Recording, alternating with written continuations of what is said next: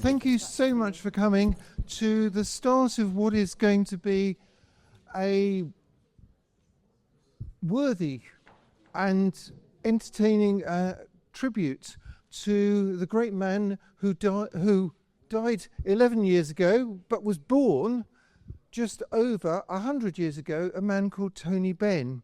And in a moment, I'm going to hand over to Tony's biographer, Jad Adams, to give a few words about why we're celebrating Tony and why we're commemorating his political legacy before we introduce Melissa, Yanis and Jeremy. My role is purely to say thank you for coming and to do the final piece of housekeeping. So I've already done the loos. The only thing I haven't, well, there are two things I haven't said. One is there are no fire drills planned. So if you hear the alarms go off, this is not a drill. And the other thing is that, can you please remember, myself included, because I haven't done it yet myself, turn off your mobile phones whilst we're in proceedings, yeah? We're both doing it.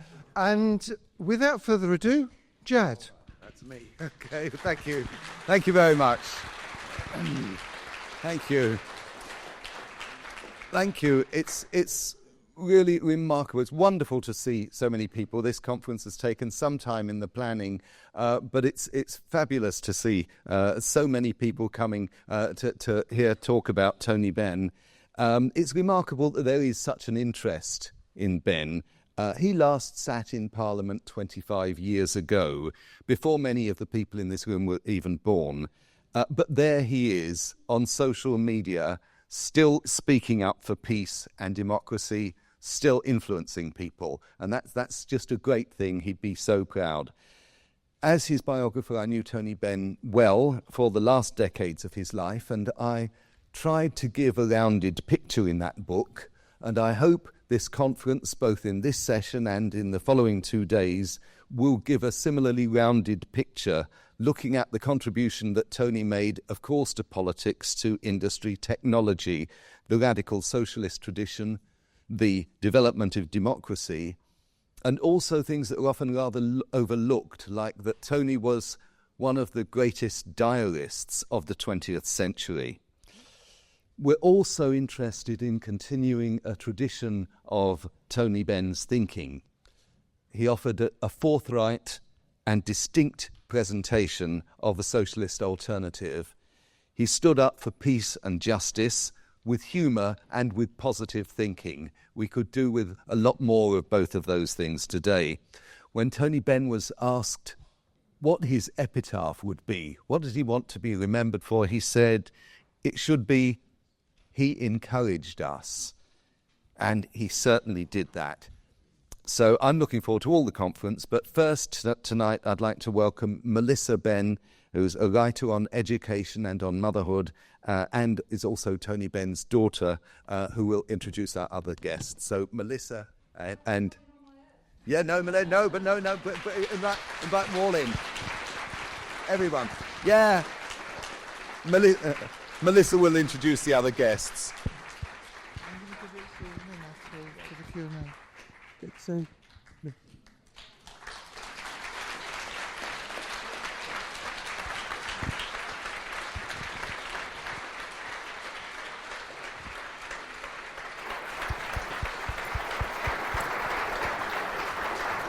it's going to be raw and provocative. Okay, first question always, can you hear me? I can see people I know at the back. Raoul, can you hear me? Yeah, okay. That's great. So welcome everybody on what is rather a hot note. But I'm looking forward to this discussion. It is a little strange for me to be chairing an event on my father's political legacy. I don't usually do meetings about members of my family. But the reason for it is that I was asked by Verso to write an introduction to Tony's collected speeches and articles. My speakers are pointing to. And it was a chance for me, 10 years after Tony died and 100 years after he was born, to think about his political life not with a measure of objectivity, because as his daughter, I don't think that's possible, but with some distance from a life that actually I went through a lot of it. And I mentioned in my introduction what it was like to be the teenage daughter of the most dangerous man in Britain. And I can tell you it wasn't much fun. And I, to this day, have very strong views about the way the media destroy, damage, but principally define people for decades to come. And we have two good examples on this stage of two people who were treated in the same way. In fact, I would argue have been treated even worse than Tony. And as I said to Jeremy the other day, his greatest victory of many is to remain so cheerful and, well, you're not looking very cheerful right now, Jeremy, but he was looking cheerful when I said it to him all the time. And just to keep... Okay, that's good. And just keeping on doing what he has always done, which is campaigning for peace and justice. And really what I'm saying is they didn't destroy you. And Yanis, who I heard on a recent YouTube interview, described himself as the failed minister of a failed state in a failed Europe, which I thought that was so marvellous I had to repeat it. Obviously, I don't agree with any of that except for the failed Europe. Equally, you've kept your mojo, and I think that's quite hard. I saw how hard it was for my father at certain points not to be demoralised and defeated and depressed. So that's the first thing I want to say. Very briefly, I wrote an introduction to this book, having read all the pieces that were collected, and I helped to collect them. And there were three things that really struck me about my father's political legacy. The first is what an explainer he was. At all points through his political career, he would make speeches trying to explain the position that we were in as a country and that he felt himself to be in as a politician. And when I was used to that, I remember him doing that. And when I was a teenager, I used to think, oh God, there he goes again, making a speech, explaining something. But actually it is remarkable. And we don't get politicians who do that so much. There's this terrible constraint and kind of soundbite response and terrorized response to any media attention. The second thing, there were many things about him, was how ahead of his time he was. The things he was saying about the media in the 1970s, saying we can't leave the media, can't leave broadcasting to the broadcasters. We need a media where people can tell their own stories. Well, the internet is a story of that, and we have that now. He was ahead on many areas of technology, but technology, of course, has developed since his death, and there's lots to talk about there. And he was very ahead of his time in terms of democracy and the role of the citizen. And he argued in 1970, citizens want to have more to do and say about their societies than they have been allowed to in parliamentary democracy up to this point. And the final thing that really struck me, and then I'll finish, is his moral courage. When you live a life, as we all do, a lot of you are younger than I am, so some of you have got it ahead, you think, oh, they speak out, so what? It's really hard to speak out on a lot of issues. And I felt so moved by his courage and incredibly proud, to return to the point about being his daughter. So go Tony, that's all I'll say.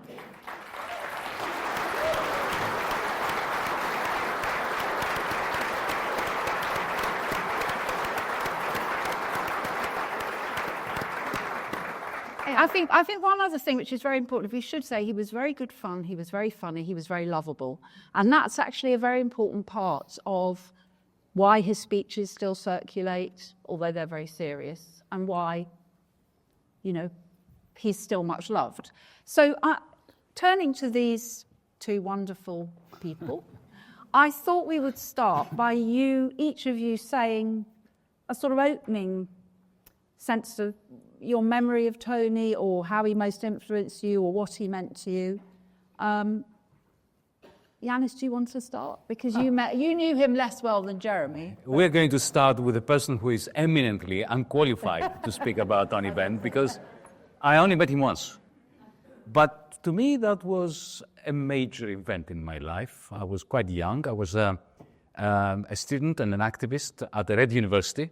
That was the University of Essex that Thatcher wanted to shut down, but we didn't let her. And one day I was a member of the Communist Party, which was much closer to Tony Benn than the Labour Party in the Students' Union. Surprise, surprise.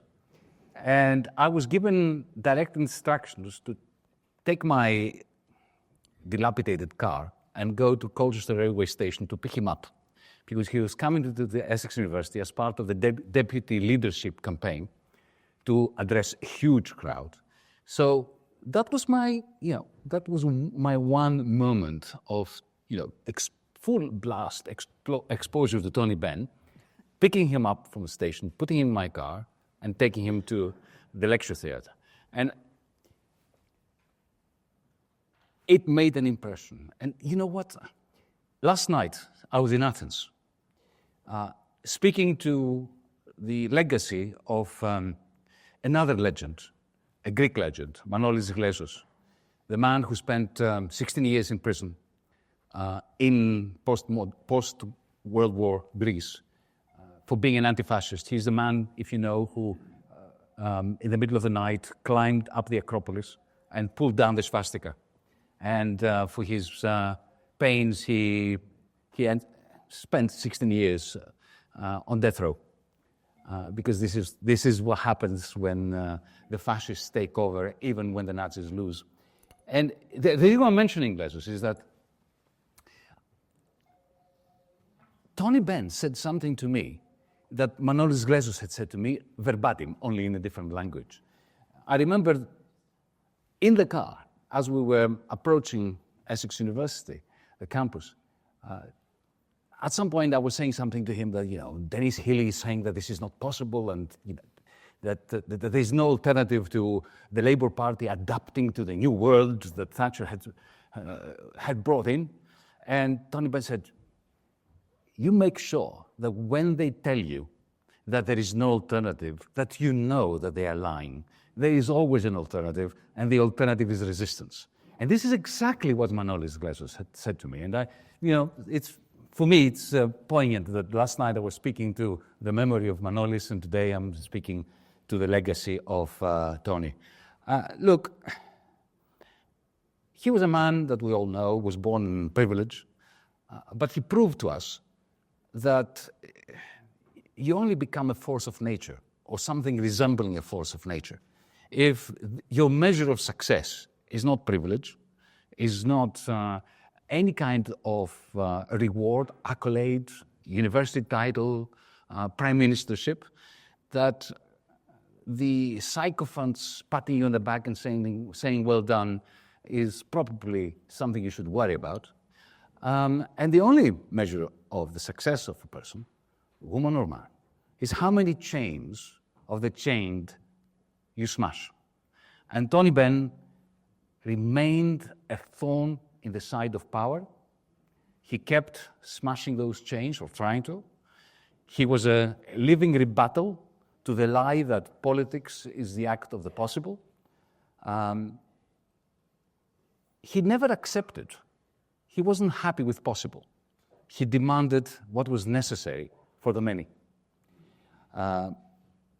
He demanded what a reasonably compassionate person who would consider to be the minimum conditions for everyday people, for everyone, to lead a successful life.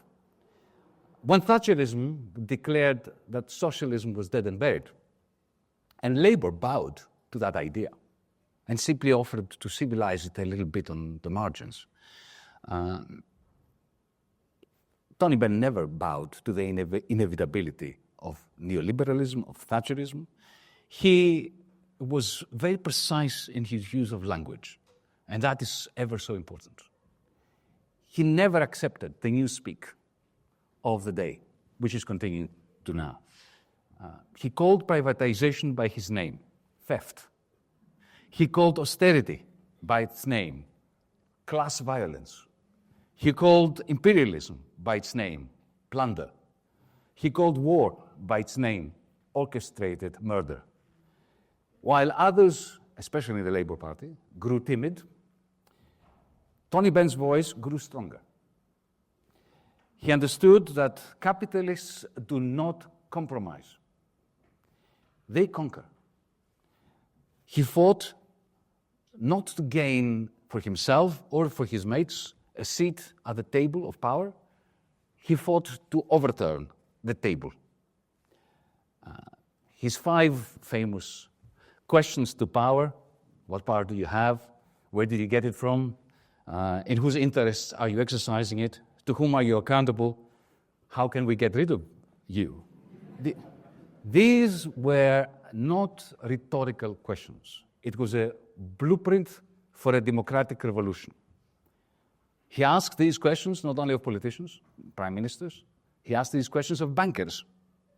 What power do you have? Who gave it to you? How can I get rid of you? He asked it of generals. He asked it of politicians and of media moguls, as you said, Melissa. But more importantly, he taught us that we should be asking these questions of ourselves when we have even a modicum of power, because we, the left, have abused our power within our own organizations, our own trade unions, our own movements. We have not been very good at treating the power that we have been given by the people who have entrusted us with the judiciousness that Tony Benn wanted us to. Democracy to Benn was not a ritual to be performed every few years in national elections, in municipal elections. Democracy to Benn is a daily struggle against the exorbitant effects of power on ourselves. And for him, it was all about a struggle to diffuse power in workplaces, in schools, in the streets, even in our own homes. Long before it was fashionable, long before it became so pertinent and so evident, Tony Benn warned us that war, especially the Iraq war, which was one of the wars that he opposed, starting from the Suez Canal conflict and the invasion of Egypt by the British, that behind that there is a military-industrial complex that has very specific and very rational aims. It's not just idle nationalism. Before 2008, he had warned us that financial capital is a pyramid scheme. Before Brexit, decades before Brexit, he warned us that the problem is a European community, a European Union, which is a democracy-free zone.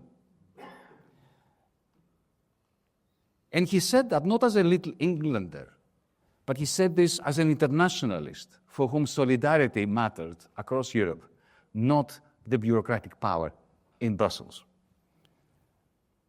Now, I've heard many people calling him a dreamer. I don't think he was one. He was the most practical of politicians. He understood that without bread on the table at a hospital to treat you when you are sick, the concept of freedom is a sick joke. Even in his later years, when illness and frailty would have justified him taking a back seat, he never took a back seat. He remained on the front lines, in rallies, he penned manifestos, he mentored all of us, either directly or indirectly. He remained the living spark of resistance in the world of politics, but also in our own minds about what is decent and proper. His weapon, in every realm, was not cynicism and it was not nostalgia. It was hope coupled with urgency and rational thinking. His whole life was a refusal, a rational, a responsible disobedience, a refusal to accept injustice as inevitable, inequality as natural, power as immutable, capitalism as something that can be civilized from the House of Commons, or from Whitehall, for that matter. His legacy is not a set of policies. There's a lot to be learned by looking at the policy proposals that he was making, but that's not his legacy, as far as I'm concerned. His legacy was the method that he left us with. Like, for instance, always ask the hard questions. Maybe those questions that you ask are so hard that they will make you unpopular, but you've got to ask them. Speak the hard truths without concern for, what the media are going to make of it. Fight the losing battles if these are important battles. Our best tribute is not to wax lyrical, as we're doing, but it is action out there. On the streets, in workplaces, in trade unions, in the movements, in Britain, in Europe, in the world. We have to, if we care about his legacy, which is our legacy, we must keep working towards realizing what was his dream, what was his project. A labor movement that doesn't beg for crumbs, but seizes the bakery on behalf of its workers. A socialism that does not apologize for itself, but that it seeks to govern. A democracy that isn't a quarterly shareholder meeting, but it is a daily, constant uprising. When they tell us that it is impossible, we have to say, excellent. This is what we want, because this is what Tony Benn did. He struggled for the impossible until it became possible. So let me end with a promise. Those of us, especially those foreigners, bloody foreigners, who were influenced by him directly or indirectly, we will continue. We shall remain ungovernable by those who are governing on behalf of the ruling class, as Tony Benn taught us, until democracy has found its way into every workplace, until capital is socialized, not just tamed. For Tony, for the many, and the few be damned. Thank you.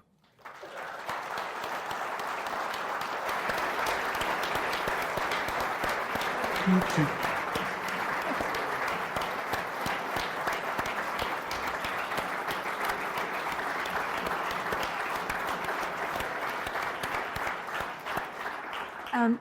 Jeremy, before I come to you, because you knew Tony very, very well, so you're going to have a lot to say. Is that a time warning or something? It's like, no, it's not. It's just that I wanted to pick up two things from what Yanis said that struck me. I think you're so right that it was his method, but actually his voice, his moral voice, and his continuing to argue and provoke and be disobedient. And one of the things I noticed when I was thinking about him for writing this was that of all the giants of his generation that were ministers, the Roy Jenkins and the Crosslands and all the rest of it, he is the one who has endured on the new media. Yeah. On his 100th anniversary of his birth, honestly, Tony Benn Twitter was going mad. And it's partly, his opponents would say it was because he spoke in sound bites, but the 5 questions and so on. But he spoke very powerfully, and he was very cogent, and he was provocative, and he was right in most cases, so that lived on. And the other very quick thing I wanted to say, and Jeremy will know this, is he left Parliament, I think in 2001, in order to spend more time. He went into politics after he left Parliament, and he spoke all over the country. And my younger brother is here, and he drove him to a lot of those events. But he always turned up at a picket line and went to support struggles, and he lived on pint mugs of tea. He said that he could have floated the QE2 from the amount of tea he'd drunk in his life. He lived on Mars bars and bananas. And in fact, he was hospitalized with suspected potassium poisoning because he just ate so many bananas and didn't eat other things. So, and he did that until his mid to late 80s. He was going on right to the end. Jeremy, your thoughts? Wow, there's so much. First of all, Melissa, thank you for putting this event on. Fantastic to be here with you, and fantastic to see Josh here as well. And all this huge crowd. I can sort of imagine if Tony was coming here now, he'd be reflecting on the state of the left, the opportunities we now have to challenge the new wave of austerity. And he'd be standing here, he'd first of all be complaining to me about this ridiculous smoking ban as he would have brought his pipe in with him. Jeremy, why is this on? I said, because it's the law, Tony. Why is it the law? You know why it's the law. We would have these kind of discussions. Then he would stand up and say, I want to talk to you about the issues. And we would have had a long discussion about the issues. I obviously knew Tony extremely well politically, and we became very good personal friends right up to the end of his life. To me, he always had a sort of joie de vivre about him. There was always a kind of impish humour that was, he could always see the funny side of any issue. And he was very good at observing things, but also very good at listening to people and being actually self-reflective and self-critical. I first met him in 1970. It was the first time I'd ever been to a Labour Party conference, and I wasn't sure whether to loathe or love it. The jury's out on that one. There was a meeting called by Labour and Industry Group or something, and it was in one of these obscure rooms in the hotel in Blackpool. And so I went to it, and Tony comes walking in carrying a cardboard box full of folders, which I thought was slightly odd, but there you go. He obviously needed the folders. So he put them all out on the table in front of him, and then just sat down and said, I want to talk to you about the problems we have about power politics in society. And he then he'd been, remember, a minister in the 64 to 70 government, first as Postmaster General and then Minister of Technology. And he said the whole issue is that national governments think they're democratic, think they're in control, and think they're in charge. They're not. It's global markets, it's big businesses, big corporations. They decide what's going on. Democracy means we have to get control of the global corporations as well as the national corporations. Very interesting point to make. But here's me, I was 20 at that time, 21. I think, wow, this guy has been an MP since I was born, has been in the cabinet, has been in the National Executive of the Labour Party throughout most of that period, and so many other things. And he's here reflecting on the lessons of being in office rather than the other former cabinet ministers were all parading around Blackpool at that time, preening themselves on what they had achieved in their ministry but had been let down by everybody else. It was a sort of blame culture politics, which Tony was not interested in and didn't really indulge in those sort of personal attacks. And from what impressed me then was, this was a man of huge intelligence and huge knowledge who nevertheless recognized we can all learn by listening to others.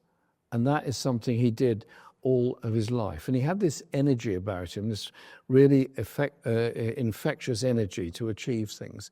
And he also recognized that after 1970, the Labour movement had to change. It needed to be more open. It needed to be more democratic. He supported the Campaign for Labour Party Democracy, which was founded at that time.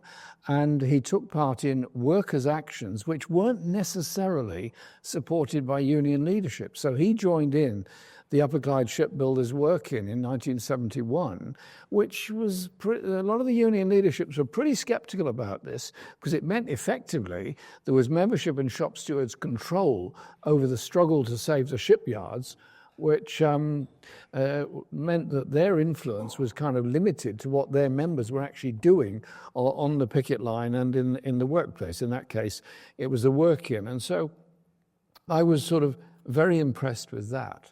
And then some years later, I got a job at the Amalgamated Union of Engineering Workers, AUEW, in the research department. Tony Banks was the head of the research department. I was in it and there were others in it. It was a pretty much a hotbed of sort of left Labour politics there.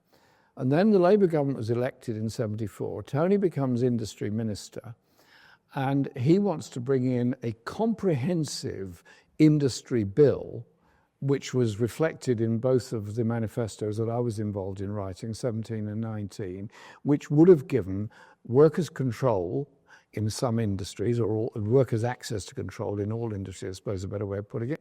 But it was also about the role of intervention in industries to A, make sure they have a full manufacturing capacity, and so on. And he was trying to get this bill through, and crucially, it was bringing British Leyland into public ownership. British Leyland was then by far the biggest car manufacturing and bus and truck manufacturing capability. And he said he wanted to meet us. So he comes in one afternoon. Tony Banks brought him in.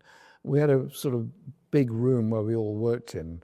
And Tony was given a chair and the most enormous mug of tea you ever saw. It was sort of like that, you know. It was a quart of tea, to be quite honest. And he was happy, and everybody let him smoke. And so he had his pipe, he had the tea, and he had his papers. And then he said, "I need your help." I'd been appointed as industry minister. Well, we obviously knew that. I've got this bill to bring in. My civil servants don't understand what I'm doing, except those who do understand it and want to stop me doing it. And so he said, I need your help to do something very, very different. So he went through what he was trying to achieve. He knew that we were very knowledgeable on industrial relations law, and obviously as we had members in every one of the big industries, we had a great resource. So he said, I want you guys, if you would, to help write me some ideas about the bill, write some ideas on how we'll nationalise shipbuilding and engineering, how we'll nationalise British Leyland and others. And I was given the task of working with shop stewards all over British Leyland to draw up a workers' plan for British Leyland on the products we'd make, environmental sustainability of it, the kind of company we'd do. Now, no other cabinet minister before or since would dream of going into a union office and saying, I need your help because I can't get my civil servants to do it. And we duly wrote we had lots of meetings of shop stewards in Digbeth and Birmingham and other places, and we drew up the British Leyland plan, which I still have a copy of. Sadly, he'd been removed from industry minister by the time we'd achieved it, because Callaghan then appointed Michael Edwards basically to carve up British Leyland and privatise it. But the lessons of Tony was his preparedness to be involved in the nitty-gritty and detail of legislation, as well as the grand picture that he had to do. And there was so much about him and his ability to inspire people and learn at the same time. He grew up in the Second World War. He was in the Army, or Air Force rather, and was posted in what was then Rhodesia. And his diaries on that period are absolutely fascinating. And then his growing international outlook was incredible what he did in 1956, when he and a small number of other Labour MPs absolutely exposed what the British were doing in Kenya, the concentration camps, the torture of the Kikuyu people, the Mau Mau as they were termed, for standing up for independence and standing up for their land rights. And Tony exposed the lies and hypocrisy of the British establishment in doing that. And when many, many years later, I was in the High Court listening to the Mau Mau survivors, and there weren't very many of them, pleading for compensation for the torture they'd been through, chemical castration, abuse, and all that, by the British Army in Kenya. Tony was brave enough to expose all of that, and he founded the movement for colonial freedom along with Fenner Brockway, and that then eventually became Liberation. Years later, Tony hadn't always been very involved in issues surrounding Ireland or the Irish struggle. I mean, he would admit that. He said that to me.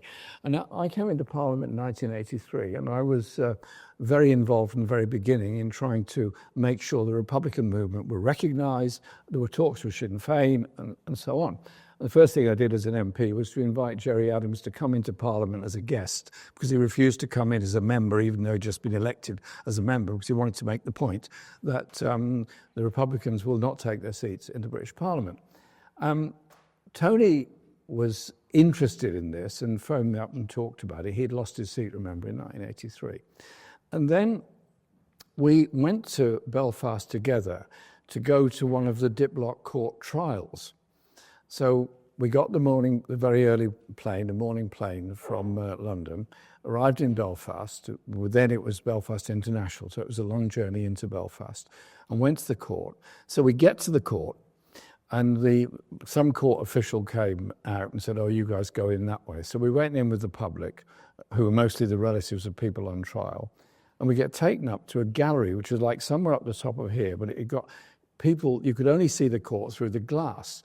But all the people that had been there had got so angry with what's going on, they'd carved things on the glass. So it was like looking through frosted glass. It looked like this, and you'd try and see things. Then after about half an hour, the court clerk or somebody comes up and says, "Would you gentlemen like to sit in the well of the court?" I says, "All right, okay, if that's what you want." So Tony and I go down there. So we walk into the court, and the judge said, "There's no chairs." I don't know where he said, "Oh, sit over there." So we sat down. At that point, the barrister representing the accused got up and said, "Your Honour, this is an unusual departure because I know these trials don't normally include a jury because you've banned juries, but we're very happy to accept the two gentlemen you've just sworn in as the jury." So Tony and I were the only two in the jury box.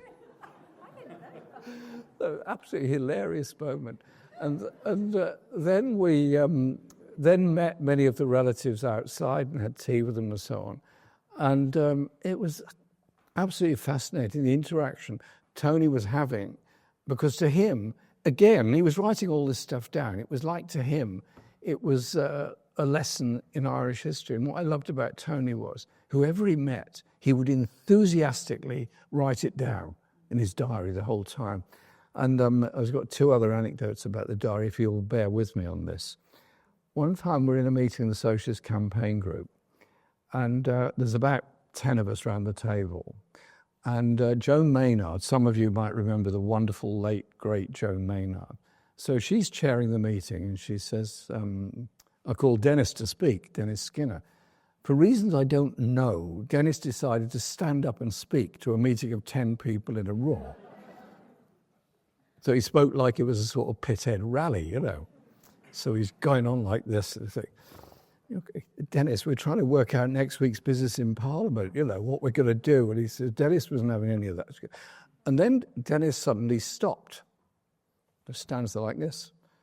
And Joan said, "Are you done, Dennis?" "No." "Are you going to say anything more?" "You'll have to wait." "Is something wrong?" "No." "Dennis, if you don't want to say any more, I'll call Jeremy to speak." "I've not finished." So Joan said, "Dennis, is there anything I can do to help you?" And Dennis then looks to Tony who was sitting next to him with his shirt and his braces like this. He's going, Tony's like this, saying, God. What have you got? He says, and Dennis says, "I'll start speaking when he starts writing because I want to be in his diary."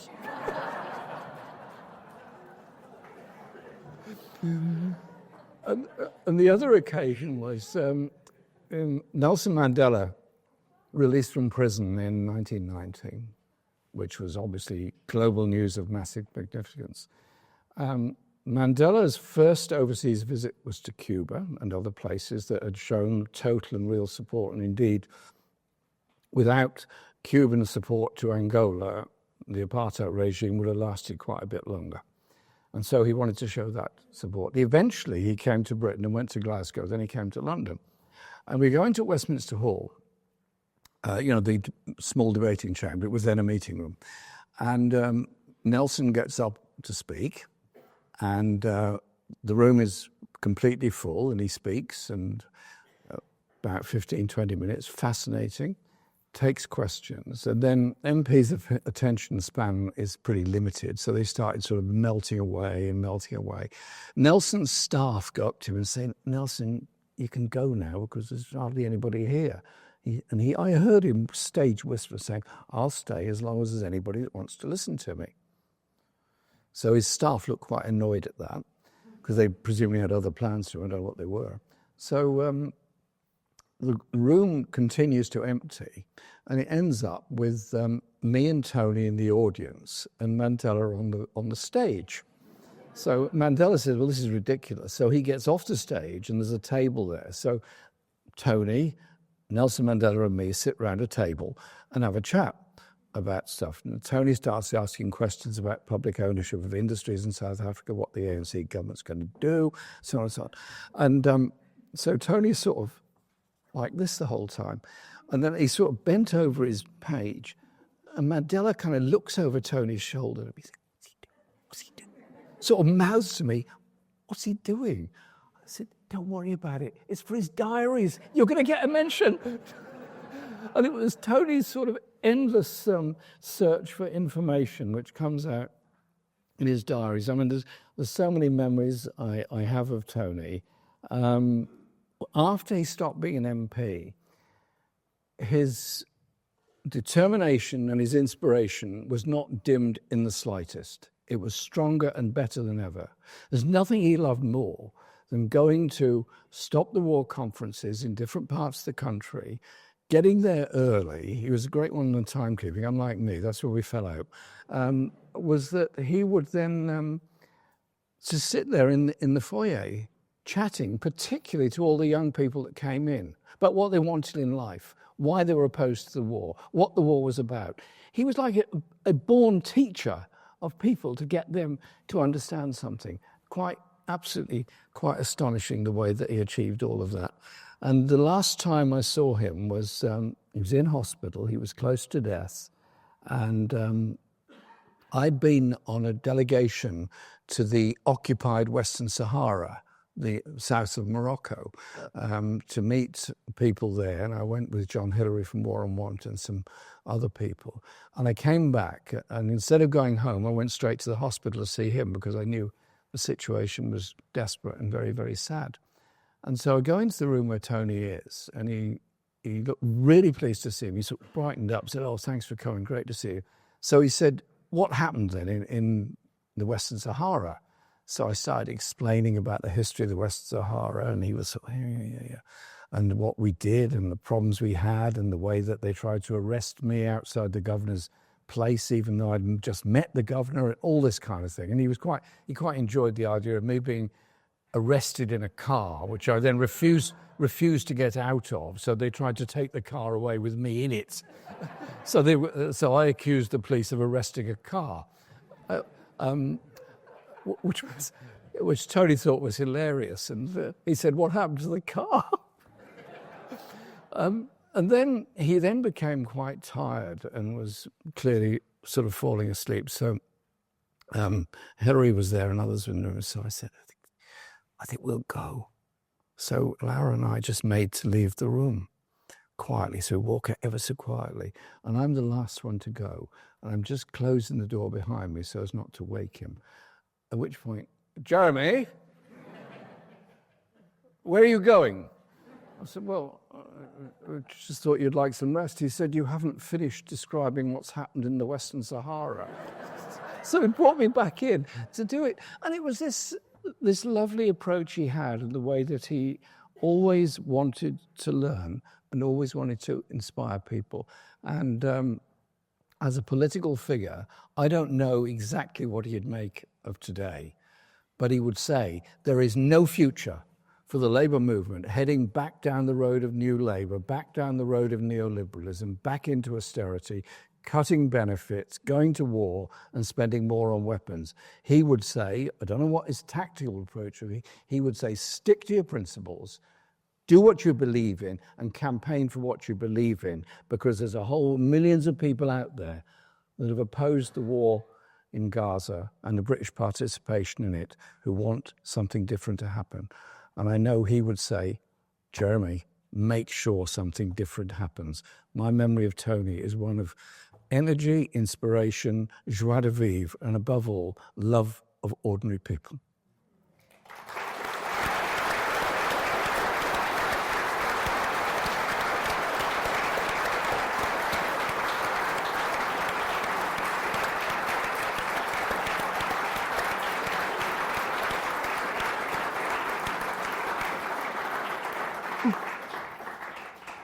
This is the most unusual meeting I've ever chaired. The first question I asked my contributors, they've given full, interesting speeches.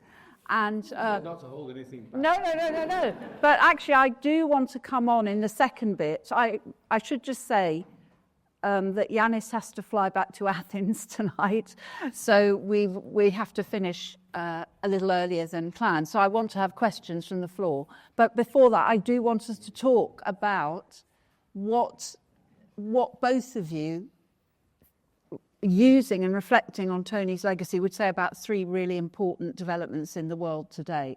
But before that, I just wanted to say briefly the whole question of the diary, Tony and his diaries, that I remember from being a very young age, probably early teens, coming in late at night, and the sound of the house late at night, and Josh will remember this, is, to be quite fair to Dad, he was tired, Dad droning into his tape recorder, saying, "Today I went to the Socialist Campaign Group and Dennis Skinner wouldn't speak until I... And today I saw Jeremy and he told me all about his trip to the Western Sahara." And then occasionally he would just stop and you would know that he had... And apparently his diary records him going... But he probably said, "Today I met Yanis Varoufakis, a very talented young Greek politician, but not a very good driver," or something like that, because he was... Yeah, and I actually, at one point, he paid me to type up his diaries, which I know really reflects badly. I mean, I thought it was the most boring job possible at the age of 17. But I have read them all since, and they are, in fact, a really fascinating account of his entire life. But it took up a big chunk of his life to write everything down. He really mean it was a diary. Did he? Yeah. We're leaving Parliament one night, really late. It was about 1, 2 in the morning. And it was during the miners' strike. We'd been out all day, so it'd been a really, really long day.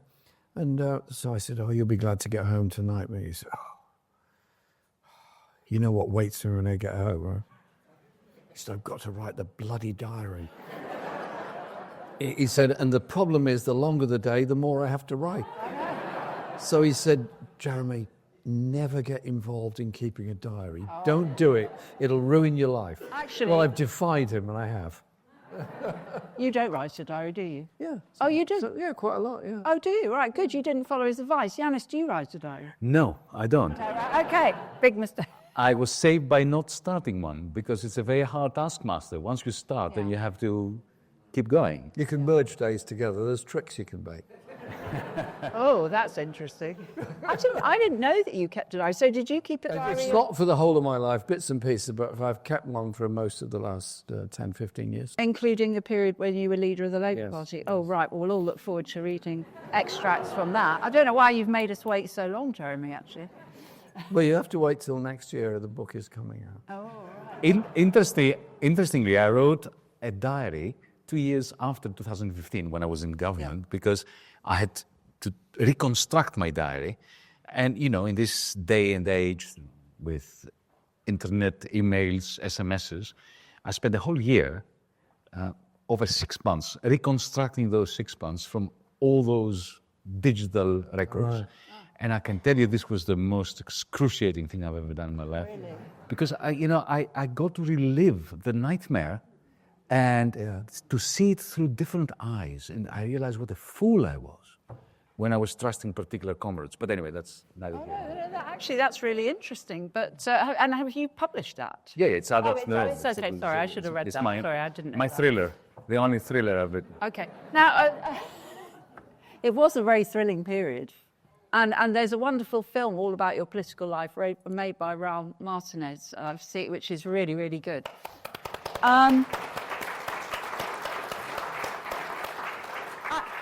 Is it called The Eye of the Storm?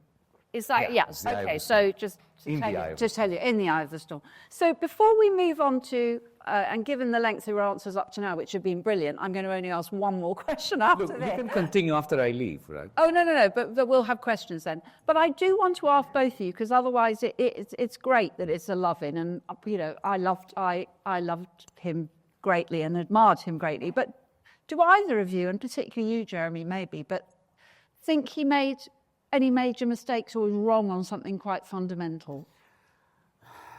I think he got very obsessed with technology, particularly as Minister of Technology and so on. And I think I wished he had been more aware of the environmental consequences of flying Concorde, for example, which he was not. He was keen on getting Concorde into the air. He was keen that it was being made in Bristol, and he was keen that it was a public enterprise to get it going. Was it the right thing to do or not? I don't know. One of my brothers worked as a Concorde test engineer and is incredibly proud of the work that he did and the way Tony defended the project. I sometimes wonder about all of that. I also was for a long time not really clear what his view on nuclear power was until he came across some of the dangers of it. And I remember discussing with him once nuclear fusion, nuclear fission as the alternative systems of doing it. And I was amazed at the detailed knowledge he had of both systems and all that went with it, because my dad worked for nuclear fusion, the project in Geneva for a while. And I was amazed at Tony's incredible knowledge of that, because he wasn't basically a scientist, but he did enjoy practical things, and he loved making stuff, as you know, some of which was more successful than others. I mean, that seat he made for himself on the roof of the car struck me as just plain daft, actually. I thought you agree, don't you? It was just quite dangerous, actually. He made a wooden seat for himself on the roof of a car to go around Bristol, getting people to vote for him. But all the pictures I saw of it just looked plain dangerous to me. And he was lucky he didn't fall off the car. But, you know, at the end of his life, he designed something called the seat case, which I thought was quite a creative idea, which was that you would go, because he was always early, as you said. If I ever went on a train journey with him, you would meet him. He was ready to take the train before the train that you were due to go to. So you had to sit in Paddington with him for a long time. And I arrived, and he was sitting on a contraption. So it was a suitcase that he had put a seat on, and he would sit on top of his suitcase. It was a little bit unstable, I have to say. But he hoped to get it patented, and maybe to augment his pension with his idea of the seat case, but it didn't work out. But he loved gadgets more than anything. Oh, yeah, he was absolutely. Yeah. And he covered everything with green felt for reasons we won't go into now, but that was his whole thing. But so those are weaknesses, you can say. I suppose, Yanis, you weren't close up enough to him to think he had any areas that you felt the tradition he represented? Well, the green question that Jeremy mentioned is understandable, because he was of the generation of the white heat of technology, which was a fantastic way of organizing the state's forces, the private sector's forces, society, trade unions, and so on. If only he had thought of the cool green technologies as opposed to the white heat. He was with Wilson on the white heat stuff in '63. Yeah. So that's one thing. The second thing is, I don't think he paid enough attention to the corrosive powers of the City of London and financialization. He understood it, he castigated it, but I don't think he spent enough time. Had he spent as much time as he did on technology, on understanding the manner in which Thatcher was financializing the working class, was finalized to a point. But remember, when he was in the cabinet in 1977, when there was the decision to bring in the IMF, he strongly opposed that, and he worked with Anthony Crossland, who was not a political ally of his on most things. They did work together against the IMF loan, and the consequence of the IMF loan being the austerity of the time, the wage cuts and so on, which led to the strikes a year and a half later, which led to the defeat of the Labour government in '79.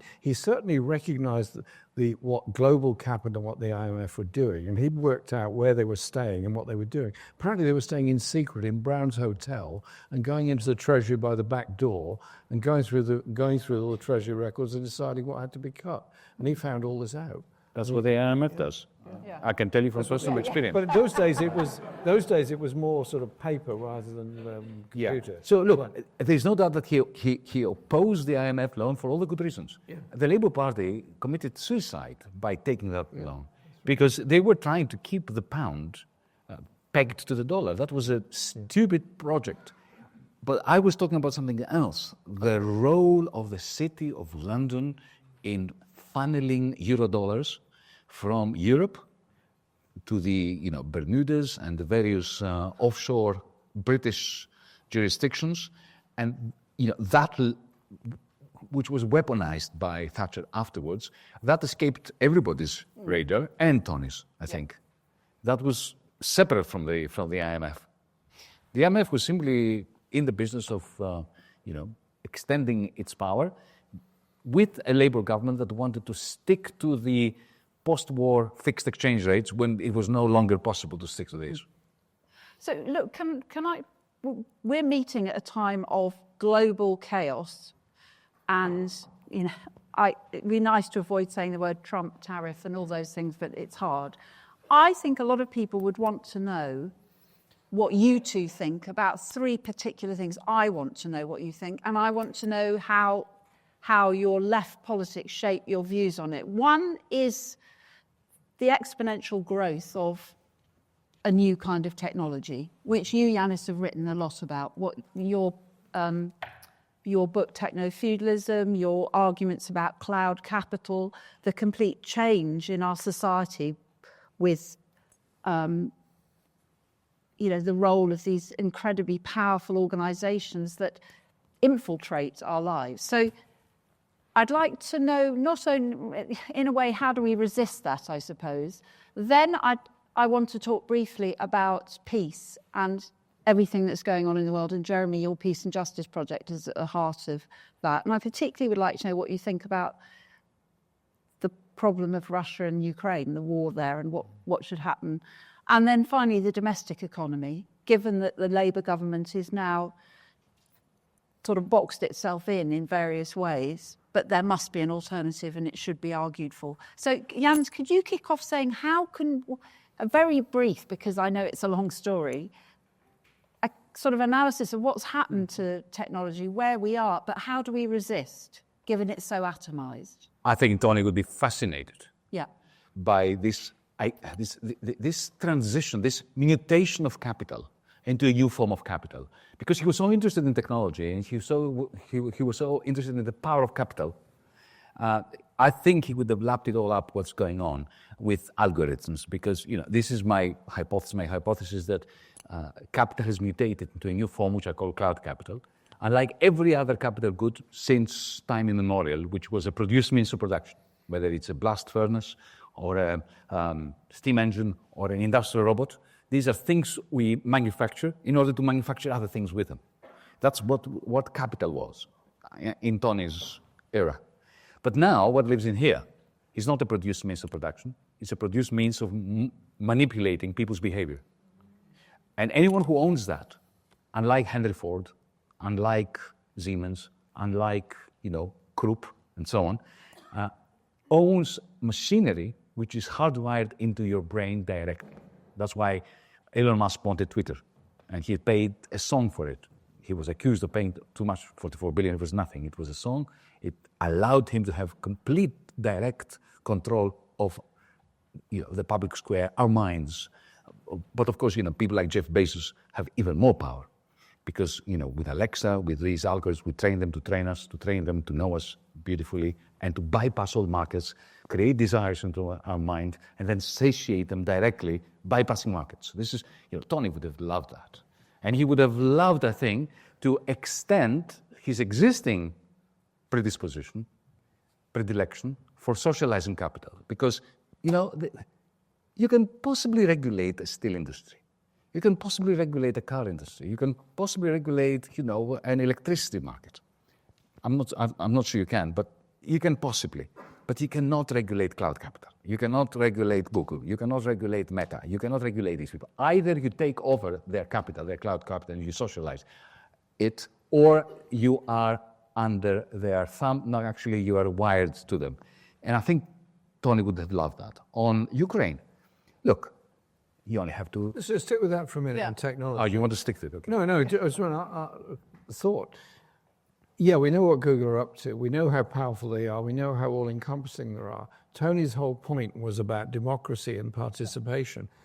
He loved the idea of universal access to high-quality technology for everybody. He loved all of that. But what he would be appalled by is what you were just talking about, the way in which algorithms are used, the way in which thought processes are developed, the way in which our lives are invaded and run by these people. But he would also be concerned that it's the growth of individualism as opposed to collective in the way in which we deal with this. And unless we, all of us, have some way of getting hold of and control of what's going on, are our lives to be completely run by 3 or 4 completely unaccountable mega corporations run by idiosyncratic super rich men, three of whom are in Trump's cabinet? I mean, I'm not saying I've got a simple answer to this, but I do know we have got to find some way of communicating with each other which doesn't involve going through Elon Musk.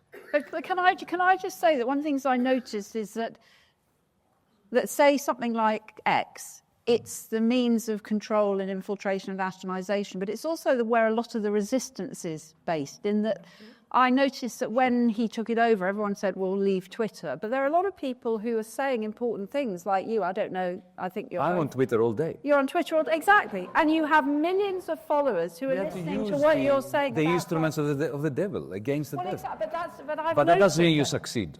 No, but what because the algorithm is faster and quicker than you are. No, okay, you're not succeeding, but you're at least marking an alternative analysis on their platforms. But what do you do? How do you capture cloud capital in a more... There is no alternative to politics, and there is no alternative to socializing capital. It cannot be done through voluntarism, with me, you, Jeremy, being on cloud capital and trying to spread the word. We do that. But the algorithm will always defeat voluntarist efforts. It is only when we get together to socialize the capital. So the answer is the old-fashioned Bennite, Marxist answer of socializing the means of not just production, distribution and exchange, but now also of communication. That's government. And also the possibilities of greater equality in society by the use of technology to reduce working life and we want the what I've got instead, the question is later who in climate age, and people stress out their heads because of low wages, high rent and so on, even in a society where the opposite ought to be what we're doing. Indeed. Look, let me give you a very simple example. You all know this example. It's important to restate it.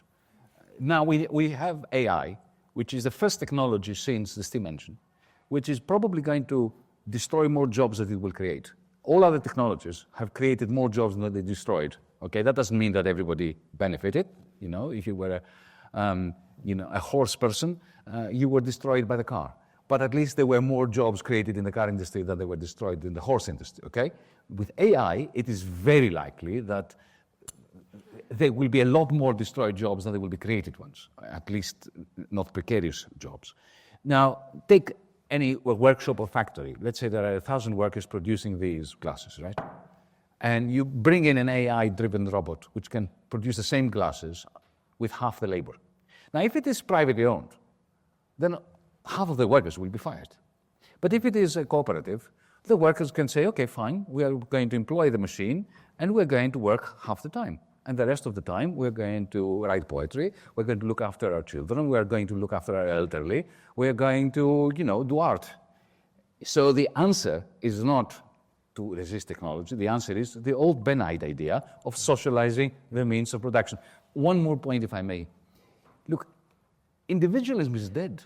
Neoliberalism is dead with cloud capital. It is worse than that, because even the concept of the individual is now fragmented in the presence of cloud capital. Think of what AI does. AI doesn't just atomize human beings. It takes everything you've ever done, whether it is a post, whether it is a work of art, whether it is an article, whether it is your own diary, right? And it splits it up in tiny little pieces. And then the AI algorithm is mashing all that up together, and it is creating means by which to control other people's lives using the fragments of individuals, not individuals in themselves. So in the same way that neoliberalism, which by the way was neither new nor liberal, was the ideology of financial capital, now we have a transhumanism, a tech lordism, the ideology of Peter Thiel, the ideology of Elon Musk, who says that we are going to merge with the machine. So we are essentially going from dead labor, which was capital, to zombie labor, because all of us work, we are split up in tiny bits, we are put back together, there will be swarms of bots, and they don't care if they destroy humanity because they believe in transhumanism. We are going to live forever. Just read the work of Peter Thiel, the guy behind Palantir, which is a weapons maker using software, not hardware, and whose stock exchange value now is higher than that of Lockheed Martin that produces F-35s. But Yanis, where socialising capital, where's the realism at this minute in terms of any of that happening, given that Trump has empowered these people? I can think of no government that is seriously challenging these developments. Give us a fragment of optimism about how we can... No, see, I'm serious, because I think people, particularly with all the chaos going on, feel unbelievably helpless. They feel helpless in the face of cloud capital and helpless in the face of politicians enabling it all. So... Yet one more opportunity to ask ourselves, what would have Tony Benn thought about? And I think that what Tony Benn would have said is, hang on a second, let's look at these particular platforms. X, Airbnb, Uber, Deliveroo, payment apps that allow you to, buy a cup of coffee. Now, why can't these belong to the municipality in which we live? We have very good coders everywhere. We could code this, and we can have, a London app, which allows you to hail a taxi, and the money doesn't go, the rent, the extracted rent doesn't go to the Cayman Islands, but it stays in London. And you can even program it on the basis of citizens' assemblies to direct traffic in ways that are consistent with minimizing congestion. And you can have, the equivalent of Uber. We ban Uber and create a London version of Uber. And, if I want to go to the airport, I actually have to go to the airport soon. And you say, I want to go to the airport, and it says, don't be stupid, don't take the car, take the tube. Which Uber will never tell you, even if it is in your interests, because you get there faster and more cheaply. So why can't we have an Airbnb, which is part of the London app? Why can't we socialize these means of communication? And I think that's what Tony Benn would have said. But I like that. I think we need to work on that collectively. I think we all need to work on that and propose that. And I'm sure you've done that in one of your books. And also, I have. Recruit the people that do Deliveroo and Uber Eats, etc., into unions, so they're properly employed and properly recognised and properly. Well, they should be the owners. They should be the owners of the part of the app that controls the delivery of food. Because it's not they should be a cooperative operation that runs this part of the app. And there will be another cooperative of people who rent their houses as part of the progressive Airbnb, which will have very strict controls, no more than 30 days a year, so that you don't have whole chunks of real estate being effectively taken out of the rental market. These are all things that promote democracy using cloud capital, as long as cloud capital is socialized. Magda, for those people that are uncomfortably standing at the back, there are a small number of seats at the front if some want to come forward. Can I just say, just if we're thinking of the legacy of Tony, he would have made a good, thoughtful explainer, provocative speech about that. And Jeremy, now you're not constrained by New Labour, and they've let you go and you've let them go. Why don't I help you write a speech and you make those very good suggestions in Parliament? You've probably done it already. Yes, Yeah, absolutely. What we're doing in Peace and Justice Project is promoting the books we're doing, the public meetings, the assemblies, and we've done the Dignity Declaration, which has been signed by 11,000 people. We're doing big Zoom calls of hundreds, if not thousands of people. And I think we will do one. You give me a good idea here, specifically on how we utilize, develop, and democratize the amazing technology that's available. Tony was never against technology. What he wanted was access to that technology for everybody. And that surely is the point that Yanis and I are agreed on. So thank you, yes. Yeah, no, I think there's I mean, it's good to come out with something new from something old. Sounds like a wedding thing, something I'll say. Now, look, time has sped by. Yanis has to speed to the airport in a moment. So I think we'll open it up to questions. I'd quite like questions that might be on subjects we haven't covered already. I mean, the economy piece, I know. What I love about a meeting like this is that you never have a shortage of people with their hand up. So, gentleman there, and then you. Can you stand up? Oh, there are roving mics. So, I think I recognise you. Hi, Westies. Hi. Good to see you. Yeah, it's a bit of an obscure one, but I think you'd probably be best to answer it. Tony Benn's reading habits. Beyond the diaries, do we get a sense of what he was reading? Is there a Tony Benn library? What happened to it when he passed away? That's a difficult question. I think he was quite an eclectic reader. He read things that connected to what he was about to say or think. I mean, for instance, he didn't read many novels. I mean, when I published a novel at the age of 36, it was probably the second novel he'd ever read. And he read it to find out if he was a character in it. And he actually came to babysit my children and read the novel while he babysat them, which made me wonder about their safety, actually, in Soviet. So there is a Tony Benn library. I mean, the house was full of books. Yeah. But I can't vouch for saying that he read every one. My mother was much more the sort of, I think Joshua would agree, was the intellectual who read a lot. He drew his thoughts and wisdom from all sorts of places. So thanks for that question. Right. Caroline's book on Keir Hardie was absolutely Oh, yeah, brilliant. my mother wrote a biography Brilliant. of the first Fantastic. Keir Hardie, the leader of the Labour Party. It took her 7 years. Actually, one of the most praising reviewers was Tony Blair, funnily enough. But it was a great biography. Yeah. Okay, question here, and then gentleman next to you. Thank you. I do have a question, but before I ask it, I just want to paraphrase, hopefully, another national treasure, Spike Milligan, who wrote that lovely ditty about your father. Anthony Wedgwood Benn was one of life's best men, I think. But the only thing he had to fear was ending it as a peer. I'm sorry. Which, of course, he didn't do, because we haven't covered the peerage. But we haven't covered the peerage. Yeah. But actually, what I wanted to ask of both of you, I live in the US, as you know, for my sins, and I just wondered what you could what do you think the most important action is now for all of us collectively, given we're facing tyranny, frankly, and some sort of, I feel, coup, building off your idea of hope and positivity, what could turn this around in your view, and what do we need to do? What's the most important thing we need to do? It's finest men. Sorry? Anthony Wedgwood Benn was one of life's finest men. That was the word I couldn't remember. I never heard that, actually, from Spike Milligan. Right.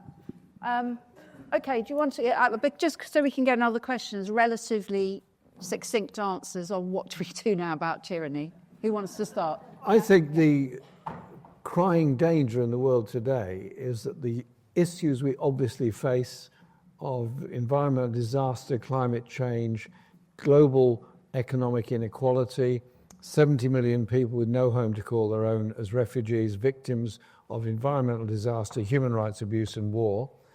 And what are the richest countries doing, the most powerful countries in the world? Spending more and more money on arms, on weapons, and developing yet more techniques for war. That's why we've done this book, The Monstrous Anger of the Guns, to expose the power of the arms industry. It's militarism and armaments that are the biggest danger at the moment. We've now got a government here in Britain that has taken 5 billion off the very poorest people on personal independence payments and planning to spend 13 billion more from 27 onwards on armaments and, in the words of Rachel Reeves, turning Britain into a defence superpower.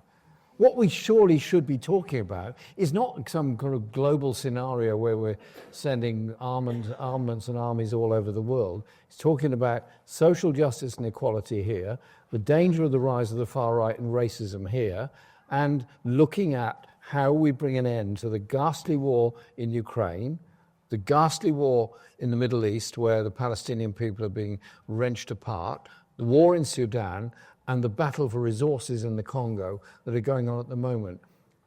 They're the dangers of this world, that we go into more and more global conflict, and we are not doing enough to challenge it. But I have to say, there's more than 1 million people who've joined in demonstrations in opposition to what the government is doing in supporting Israel in its attack on Gaza and the West Bank. And I take great heart from the fact 1 million people have not done what the media have told them to do, have not done what the government have told them to do. They've gone out on the streets and said they are with the victims of the bombardment that we, Britain, are arranging via our AF Akrotiri in Cyprus. It's got to stop. Militarism is a danger to all of us.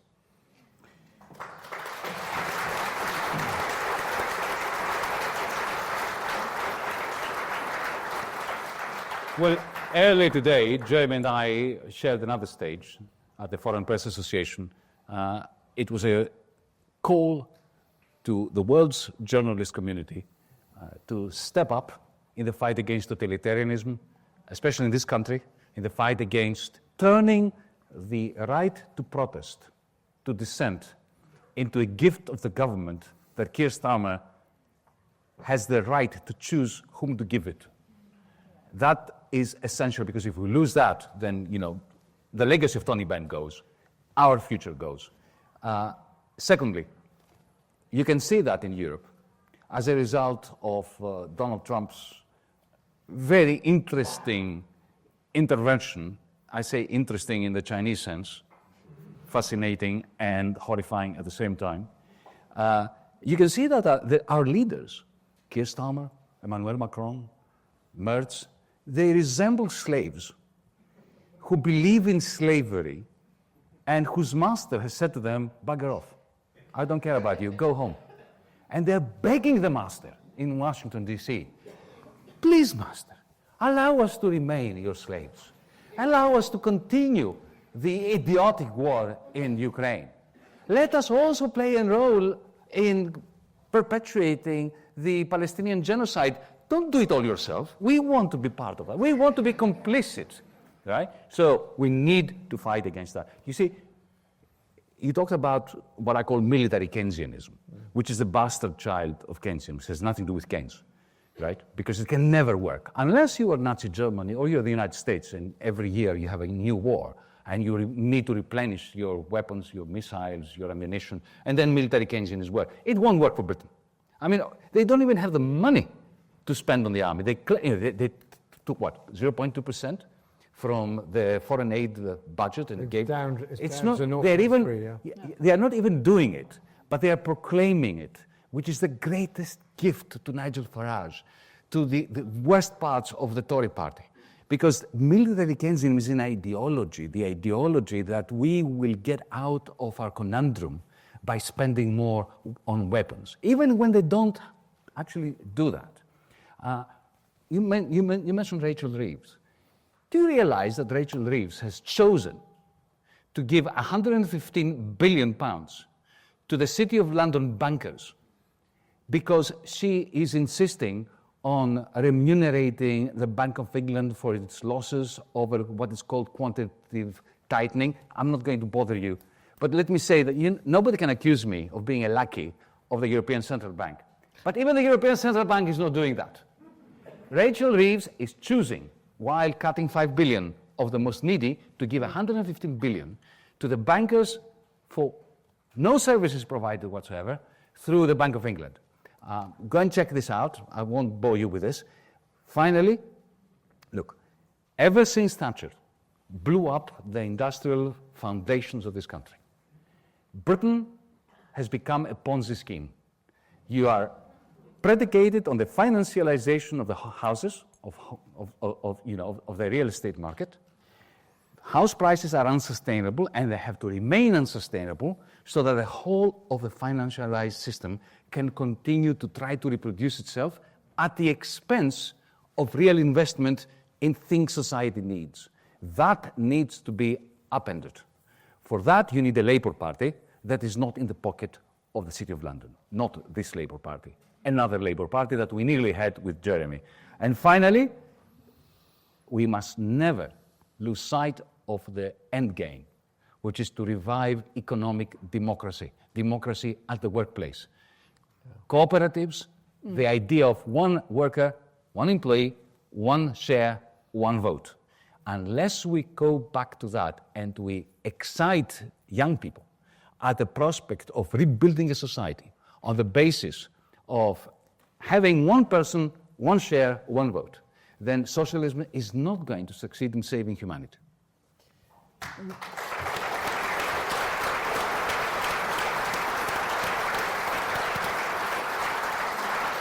Well said, Bill. Okay. Just before we take another question, just to bring in one of Tony's greatest concerns was how these ideas not only are represented and misrepresented in the mainstream media, but marginalised, or both. So when I hear both of you talk, and I'm an obsessive consumer of the mainstream Radio 4 and all those things, these kind of arguments are treated as they were in his day to now as loony left, or that word hard left. And I think we need to, I've started saying, I don't like the word hard left, we use the word strong left for a start, because hard left echoes with... How about genuine left? Genuine left, that's right, yeah, okay, genuine left. But I mean, I'm really making a point about how it strikes me over and over again that we just don't hear these kinds of things, these kind of proposals and this kind of analysis enough.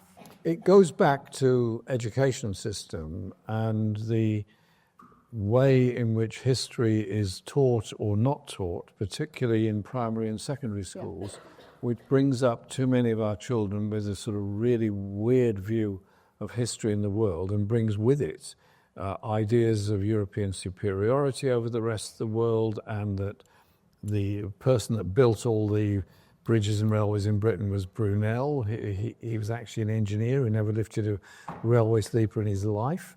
There were lots of other people who did that work for him. It's that sort of way in which history is presented. Now, Tony and your mum, Caroline particularly, were really, really keen and very aware of the need for development of genuinely comprehensive education within our society, and also an understanding of history and how you have to democratize it. And so Tony learnt a lot from a lot of people, and I think his relationship with Paul Stevenson in Bristol was actually very significant. Paul Stevenson, for those who have not heard of him before, who recently died, was the leader of the Bristol bus boycott in 1959, when there was a racist employment policy by the Bristol Omnibus Company, which meant that black people could not be drivers of the buses, they could only be conductors.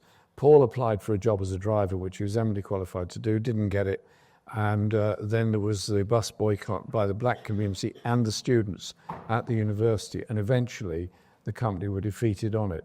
The T&G the union did not have a good role in that particular time, though they later absolutely recanted and apologised, and the now Unite office in Bristol is called Tony Benn House. Tony got to know Paul Stevenson very well, and Tony was the only Bristol MP that supported the boycott, supported the students, and supported the workers that were also trying to take action to end racism there. Tony was well ahead of his time and all that. Never forget, and that taught him a lot about history and Bristol being a city built on slavery. His knowledge was extraordinary. And actually, going back to your question, that's where he learned a lot. Experience was his books. Okay. Can I just come in for 1 second, Melissa? Yeah. Look, under the feudal era, the great success of the feudal lords was in convincing the peasants, in convincing the artisans that they had a direct line with the divine. And if you ask them, the question that Tony Benn asked, who gave you that power over us? The answer was God. To the extent that people believed it, it stabilized feudal regimes. With the transition from feudalism to capitalism, a new myth was entrenched. And it was a myth that wealth is produced individually. And then the state comes, the king, the tax office, and collectivize it, and tax it, and pay for stuff. When in reality, everything on this phone has been produced collectively as a result of some government grant or some university-funded research project, with lots of people having built technologies and knowledge and mathematical theorems, one on top of the other, all the way until this was created. So wealth has been produced collectively until it was privatized by those in power. Now, Radio 4 will never acknowledge that. And this is what we need to keep drumming into people. Wealth is being collectively produced and privatized not by the engineers, but by those who have the power to impose their iron will. Okay, I won't listen to Radio 4 until at least tomorrow morning. Okay, question from this side. Lady there. I'm okay, I'm watching. I'm worried. Another 14 minutes.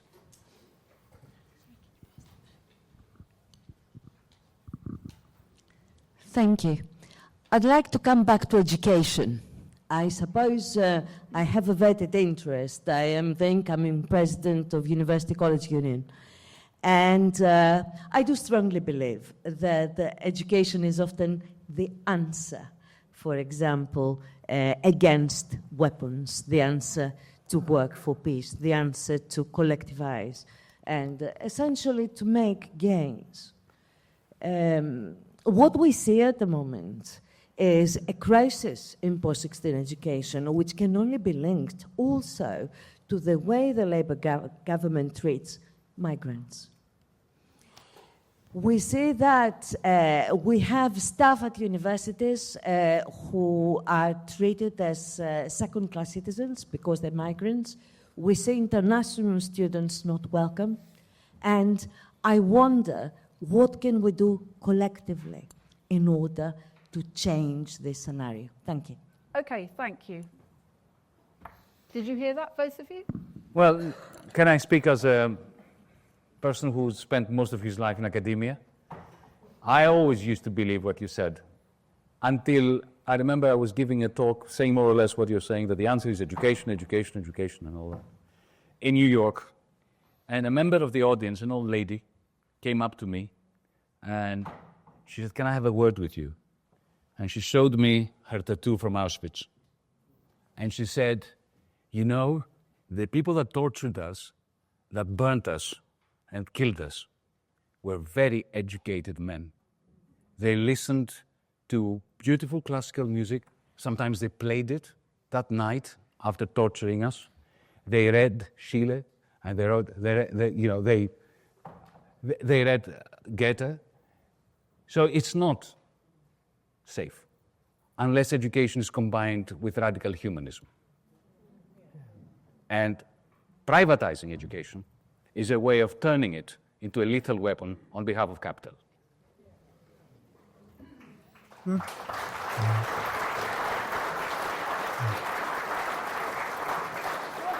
Want to say something about the pick up on that, or well answered that already? I think the point is, if you just say education without saying what actually happens in the schools or happens in the universities, and I am very concerned at the way in which universities have become less and less independent, more and more in the thrall of corporations and big businesses and companies, and that then is reflected in the teaching that goes on, the research that goes on, and the attitude that's taken towards dissent within the university. And I was very disappointed that Columbia University in the USA retreated in front of Trump, was it 3 weeks ago? Yeah. I think that was a really big setback. Well done, those independent universities in the USA that have stood their ground and continued producing the independent radical thinking that goes with it. We were in your old university last month doing a book evening with Monstrous Anger of the Guns, and there was a lot of talk going on there about even in Essex, the influence of big business and the arms industry on the university.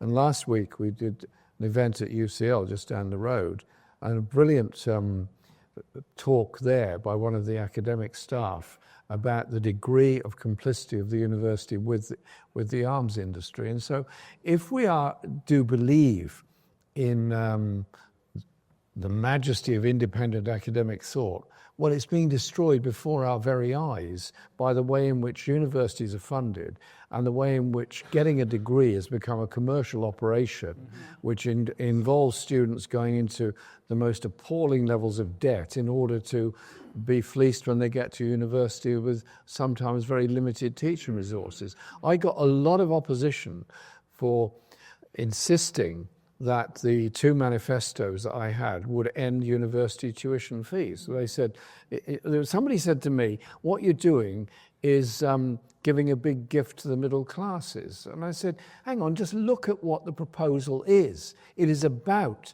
free access to further and higher and tertiary education for everybody, so that there isn't an economic choice you have to make about whether to go to college or not.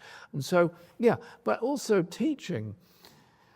When kids go to school, you're in school from the age of 4 or 5 until 18, 13 years of education. The rest of your life, you may be learning, you may not be learning, don't know. But surely in those 13 years, we need to ensure that A, people want to know, and B, they know how to find out and how to educate themselves. You can basically, the best teaching is teach people how to teach themselves rather than just ramming their head full of facts and statistics. But it's also about enjoyment. It's also about imagination, which is why I again pushed into both our manifestos this absolute determinant that there would be a ring-fenced budget for music, art, theatre and poetry in every school for every student over the whole country. So it isn't an option that is removed whenever the funding gets tight, they stop learning music, except in the private schools. We want the best for all our kids in every school. Okay,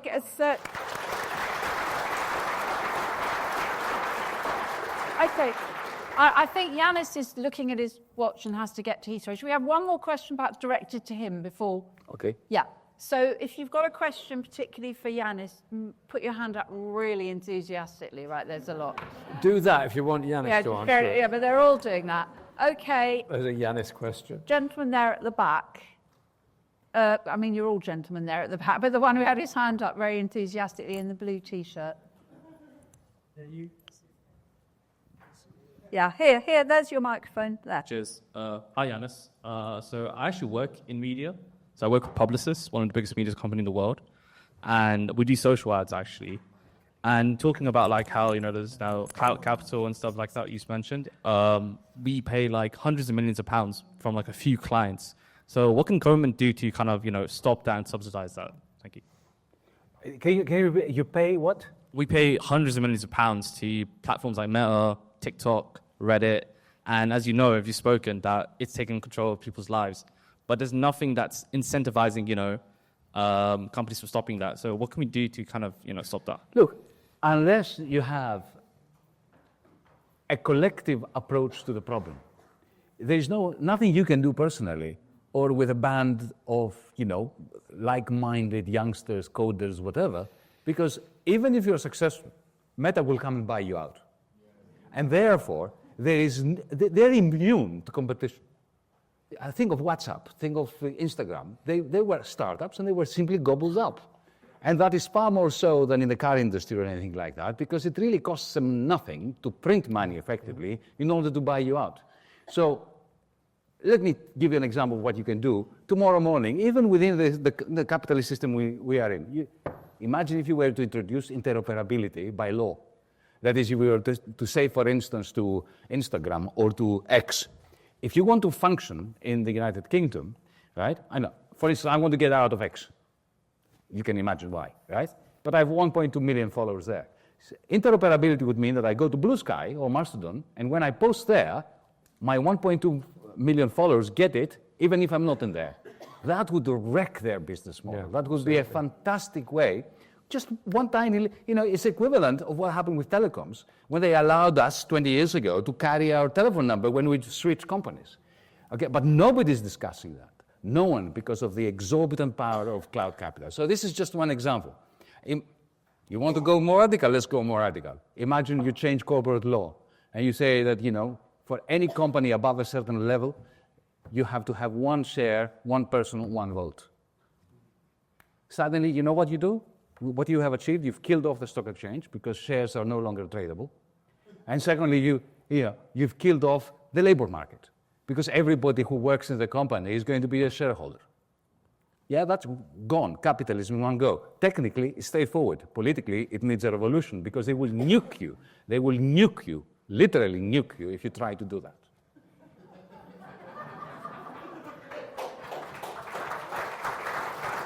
So on this, okay, before you, you're going to go now? Yeah, okay. Now, before Yanis goes, I'm going to interrupt the proceedings here. Get your nose out. It's a big one. Get your nose out. I've got two gifts here. One is a jar of jam for you and Danza to take to... Jeremy's allotment. To allotment jam for you to take with you to Greece. Don't eat it on the plane. I will. And I hope you I'll take it to Van And if they try and say you're bringing liquids on the plane... Jeremy Corbyn special jam. But if they start some nonsense about bringing liquids on the plane, you tell them that's good jam, and it's properly not set, liquid. and it's not liquid. And we went to fight about the concept of Now, liquidity. for Melissa, whenever Tony came to Islington to start our election campaigns, and he came to pretty well every one of them, I would always give him a gift. And he would always get up and say, what I love about Jeremy is he's the only politician that gives us jam today, not jam tomorrow. So, Melissa, jam today. Thank you so much. Carry on without me. Yes. Bye. So can you say thank you to Yanis? I'll see you very soon. Let's do a thing together.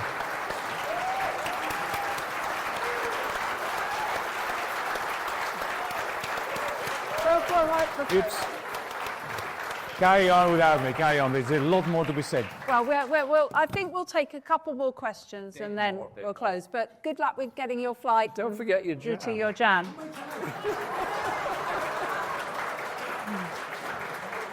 Thank you, Mace. The what? Lots of that. Oh, okay. Apparently for everyone. For everyone. Oh, okay. Just right. Okay. All right. Although there are people leaving, there are also a lot of enthusiastic hands up. So I'm going to take a few more questions and wave at the people leaving. And then I've got a few things to say. Apparently there are drinks downstairs afterwards, but that will mean more people. And books. Oh, yeah, but drinks always come before books in the middle of the evening. Okay, so the woman right at the back? Yeah. And then we'll work forward, yeah. Are you happy to take a couple more questions? Sure. That's what we're here for. Thank you so much. This is a question for Jeremy, of course. As someone from Indian-occupied Kashmir, unfortunately, I feel like there's not a lot of talk about the ongoing occupation. Also with increased authoritarianism, surveillance, digital repression, what do you think? How can you center solidarity for Kashmir in such global rooms, conferences where you're seeking justice? Thank you. Okay, should we get back Kashmir? Should we take a couple of questions at once? Yes, I'll take two. Kashmir, I'll come down to say, take one more I'm question. going to take three questions together because there are so many. The man in the striped shirt, yeah, and then right back. Okay. I'm going to take three, and then actually we're going to wrap up. Sorry. And you, because you've had your hand up. Hi. I think a lot of us agree that the Labour Party has very much kind of lost its way, seems to have forgotten its origins and its purpose. So my question to you, and also given its deep unpopularity, its electoral future, the writing seems to be on the wall. So my question to you is, what do you think the future of the Labour Party is? What do you think the chances are that it goes back to its original purpose, like had in the old days of when Tony Benn was starting out? And if you were a young man today starting out your career, what would you do? Would you try to go into the Labour Party, change it from the inside? Would you do something else? What would you recommend to other young people try to start their careers? That's 7 questions at least. Okay. I've got 20 more. And then the gentleman here who's had his hand up the whole time, and then Jeremy will answer, and we will wrap up. This gentleman. Thanks very much. I just want to follow up from the diaries issue question that was raised earlier on. I was at an event on Tuesday, Bernie Grant Trust event, memorial lecture, and I was very impressed. University of Westminster has been involved digitalizing the whole archive, Bernie Grant speeches, and that's aimed at young people. You know, a lot of people don't know about Bernie and the black section movement, whatever. So I wondered if there's any possibility, because I was fortunate to be able to see the garage where Tony kept the diaries. I took my late uncle to meet him through Jeremy in 2001, and he was asking because he was writing all the time. He said, "What are you doing?" And he said, "Look, my living room is already full and my garage is already full." And he asked, "What happens next?" You know, he said, "Well, we'll think about it." So I just wondered. Oh, you want to know what happened to all those? Yeah, I was wondering whether we could looking into digitalizing all those records so that everybody could. Okay, I can answer that quite quickly. Jeremy, do you want to? You deal with that one first, and I'll ask the other two. Well, basically, Tony's diaries, the cut ones are published in book form. The uncut ones, I think Josh is right, millions of words. 22 million. 22 million words. I only typed about 500,000 of those when I was 17. Have gone to the British Library, and tomorrow at the Royal Historical Society conference, there's 2 days on his legacy and his work. The first session is on on Tony Benn's archive and the digitalisation. Still available. And what? There were tickets still available. Oh yeah, if you're really into the digitalisation of people's writing, do come tomorrow morning because it will be fascinating. So that's the answer. I mean, not a word wasted actually. He knew what he was doing actually. Oh yeah. And then Jeremy. No, I'm really pleased to hear that about the digitisation of all Tony's stuff, because his diaries are an incredible impressionistic record of cabinet meetings, national executive meetings, local stuff in Chesterfield and Bristol, and all through the miners' strike. His stuff on the miners' strike was utterly extraordinary, and I was with him all the time throughout the miners' strike. So I'm really pleased to hear that, because it is an historical record we can all learn something from. Learn something about the nature of power, the nature of the police power, and the nature of abuse that was heaped upon the mining communities during that time. So I'm really pleased to hear that. On the 2 questions that come up, first of all, on Kashmir, it is not a bilateral issue between India and Pakistan. It's an issue where the people of Kashmir should be allowed to decide their own future. And I, after a lot of struggle, managed to get some issues about Kashmir into the last election manifesto. I got a great deal of criticism from the Indian government for so doing, and others for so doing. The history of it is that at the time of independence and of partition, the princely states all had an opportunity to decide where they were going to go. Kashmir was never properly settled, and then the issue was the 2 armies, India and Pakistan, which were both run by the British at the time, then occupied and fought over Kashmir, and Nehru then referred it to the United Nations. It's an international issue which is still unresolved. I do work with Kashmir communities all over this country because I want to see peace. Now, the consequences of what happened in 1947, 1948 and onwards over partition, and particularly over Kashmir, have been what? Nuclear arms by India and Pakistan, thousands of lives lost as a result of it, and massive expenditure on armaments by both countries that could and should be spent on something far more useful. And so the peace of Kashmir is actually very, very important to me, and I'm happy to work with the Kashmir community on that and do all the time. Thank you very much for raising that question here today. On the second question about the Labour Party, has it lost its way? Well, I'll put it to the vote if you want. You know, Tony was a great Democrat. Well, it's pretty obvious, yes. It's very obvious in that I was the leader of the party, as you all know, and after 2020, we were assured that the policies were fine. It was just the only problem was me. And so if I'm out of the way, everything's going to be fine. You carry on with the same policies. Do you know what? I've carried on, but the policies haven't. So I'm still here and around.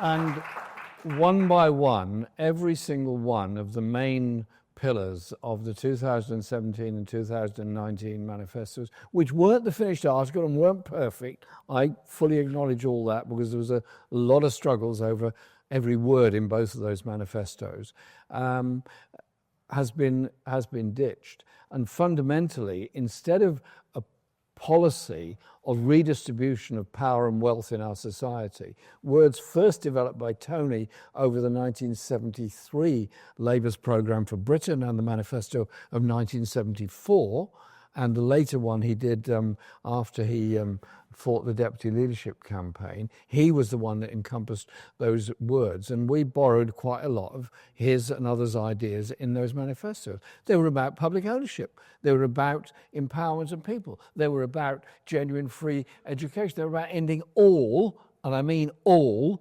privatisation within the National Health Service. And so what do we now have? A government in office that's spending more on defence than has been spent for most of the time I've been in Parliament, and set to rise and rise and rise. And Rachel Reeves tells us we're going to become a defence superpower. I said that earlier.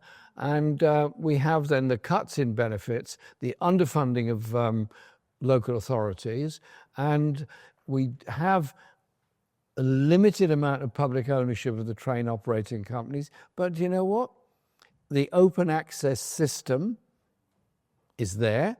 That undermines public ownership of the train operating companies.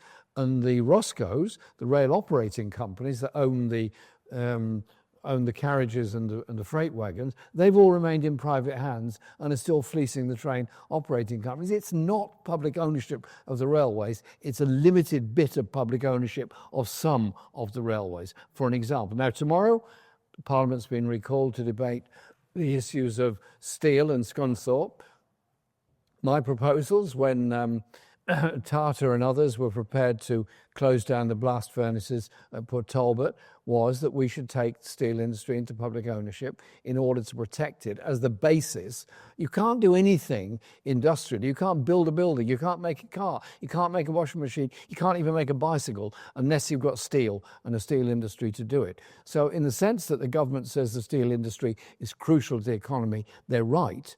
I don't know what form they're going to propose tomorrow. My suspicion is it's going to be a bit like Gordon Brown's public ownership of the banks in 2009, when he took them all into public ownership, bailed out all the executives, bailed out all of those people that have fleeced the rest of us, and then passed them back to the private sector, debt-free and fully intact.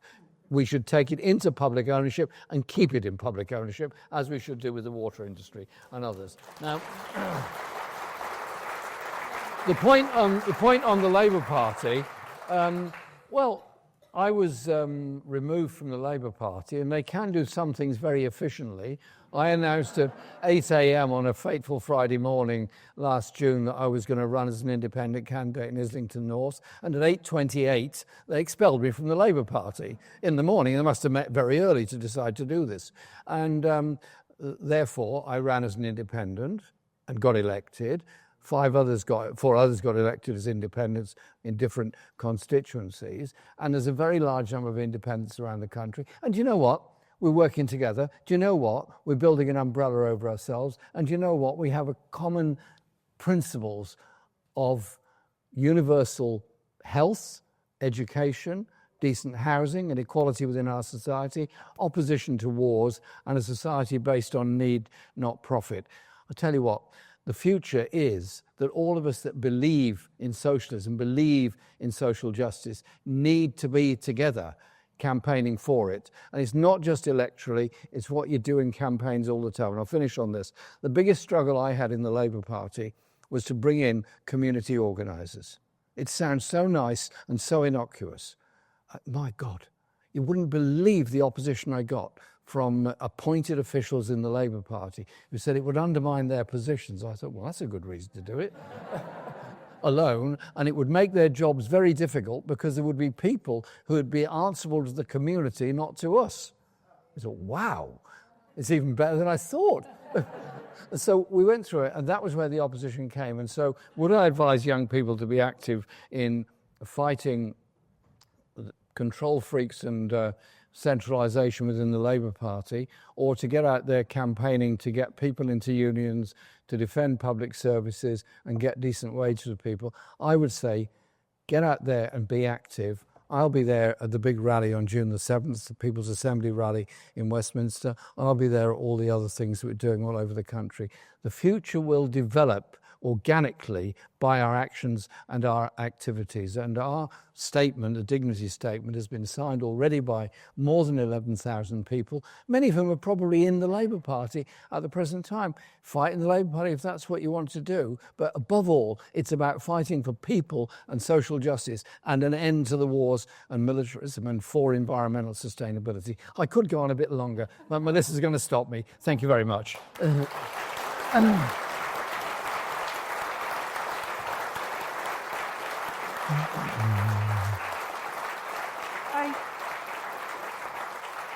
Okay, the Irish Sutton, I do have to say, when you mentioned that tomorrow is the debate on the steel industry, that Tony's maiden speech was on the nationalisation of the steel industry. One of Tony's finest speeches, if you want to read it, was the Saturday morning when the House was recalled to debate the Falklands War. And there was a whole thing, we've got to go to war, it's our islands, we've got to take them back, you know, wow.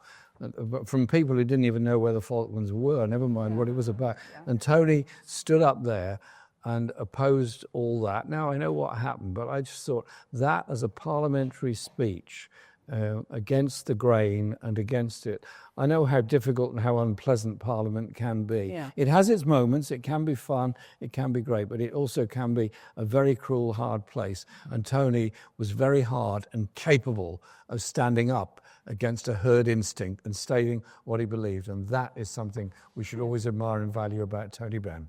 It's true. Well, I think probably that speech is in here. Okay, I'm not here to sell this book, but it does actually display an amazing range of issues and themes that he took up throughout his life, which I think has come out tonight. Now, just a housekeeping. At closing, can you mention books, mugs, tea towels outside, please? And point. Is it that way? Is it that way? Okay, so I've pointed in the right way, and I think there are drinks, but I think it may only be soft drinks downstairs, which may lower the enthusiasm. But I thought I'd keep you here by Tony was a teetotaler. He was a teetotaler. Thank you very much, everybody. Thank you, everybody.